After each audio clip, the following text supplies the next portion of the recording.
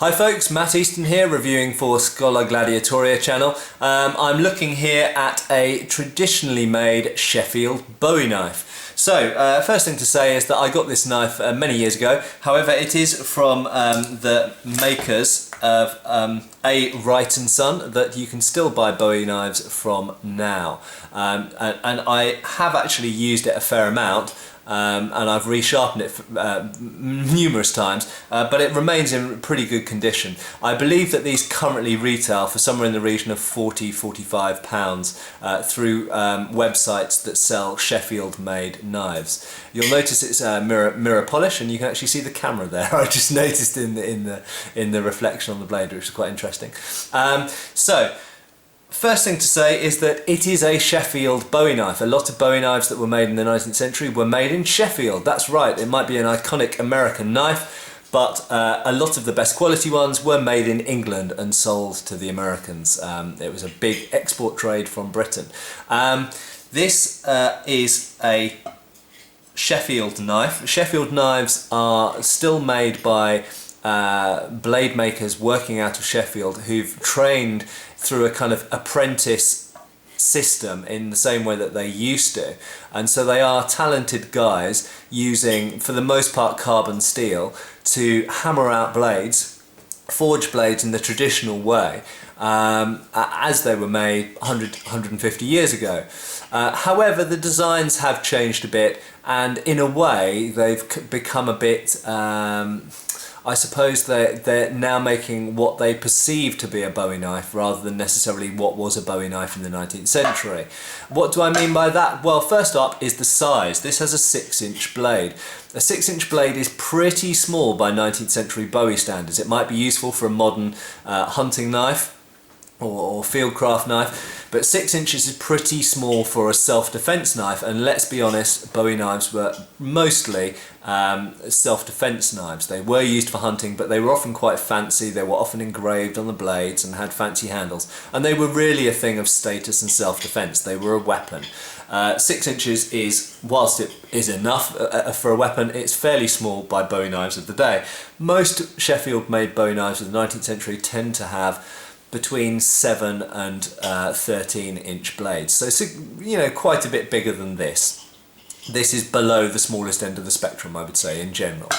Second thing is the grip. You'll notice that it's retained by 2 large brass rivets. Now, generally speaking, I don't have a problem with this, but it is very unlike 19th century Bowies. Now, obviously they're not setting out to make a replica of a 19th century Bowie, and that's absolutely fine, but we should be clear that whilst this did exist in the 19th century, it's not very typical of Sheffield Bowies. In fact, it's more typical of locally made American Bowie knives, of a kind of cheaper and lower social status end of the spectrum.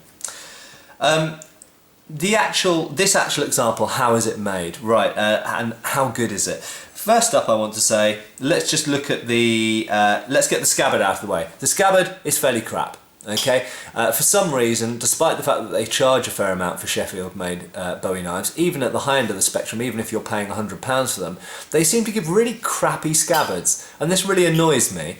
To be honest, 2 bits of not very nice thin leather riveted together and with some crappy stitching around the edge and a cheap press stud, it doesn't really live up to a £50 or £100 knife. I think they could afford to make a nicer scabbard to go with them. So let's throw that away. There we go, that's gone. Now the knife. The blade is excellent. I have used this blade a fair amount. I've sharpened it a fair amount. It sharpens easily, it retains an edge well, it takes a very sharp edge. It's got a lovely mirror polish on it. It's hard, nice hard steel. It's just nice. If all knife blades could be made of this material and hardened and tempered to this standard, I would be a happy man. Okay, blade absolutely great. Strength and construction quality, good. It's a full width tang, so clearly the strength is going to be good as any other full width tang can be. In terms of the fit and finish, it's good. It's nothing to get really excited about and you know, get straight on the phone and tell friends about or anything. It's nothing exciting at all. However, there's nothing there to complain about. There's no gaps. There's there's no kind of rough edges or anything. Well, there is actually, now I say that, there's a little bit of a rough edge there. But generally speaking, I would describe it as good. It's not fantastic, but it's good. For some reason on this knife, and I've seen many of this knife, they seem to be have been making this exact design of knife since about the 1950s. They have these kind of finger grooves on one side of the grip, but not on the other side of the grip. To me, I don't really see the sense of that. And as I've mentioned, you can tell that there are certain things about the design of this knife I'm not a big fan of. Generally speaking, I don't really like the grip, but I think the blade's really good. It's just a shame it's not bigger. The crossguard is fine. Again, nothing to get excited about. It's a fairly basic shape, brass, so it's not going to get rusty or anything like that. Yeah, it's fine. I should reiterate as well that the blade is carbon steel and will get rusty if you leave it in the rain or don't keep it clean.